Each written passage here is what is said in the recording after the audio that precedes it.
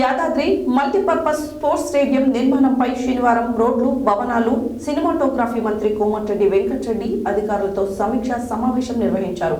ఈ సందర్భంగా వారు మాట్లాడారు. యాదాద్రి మల్టీపర్పస్ స్పోర్ట్స్ స్టేడియం నిర్మాణంపై శనివారం రోడ్లు, భవనాల, సినిమాటోగ్రఫీ మంత్రి కోమటిరెడ్డి వెంకటరెడ్డి అధికారులతో సమీక్ష సమావేశం నిర్వహించారు. ఈ సందర్భంగా ఆయన మాట్లాడుతూ రాష్ట్రంలో యువత భవితకు బంగారు బాటలేస్తామని అన్నారు. సంవత్సరంలో 2 లక్షల ఉద్యోగ నియామకాలు చేపడతామని, ఉమ్మడి 9 జిల్లా కేంద్రాలలో స్కిల్ డెవలప్మెంట్ సెంటర్ను ఏర్పాటు చేసి యువతను ఎంటర్ప్రీన్యూర్లుగా తీర్చిదిద్దుతామని ఆయన తెలిపారు.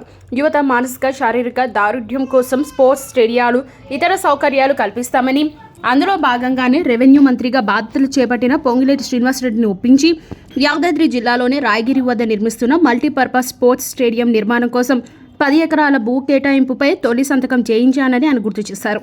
అదేవిధంగా సచివాలయంలో క్రీడల శాఖ ముఖ్య కార్యదర్శి శైలజ, రామయ్యార్, డైరెక్టర్ శ్రీలక్ష్మి, ఇతర క్రీడా శాఖ అధికారులతో Rayagiri multipurpose sports stadium complex నిర్మాణ పురోగతిపై తన కార్యాలయంలో సమీక్ష నిర్వహించారు.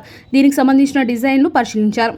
అత్యాధునిక వసతులతో కూడిన synthetic athletic track, swimming pool, multipurpose indoor stadium ఉండేలా తగిన ఏర్పాట్లు చేయాలని అధికారులను ఆదేశించారు.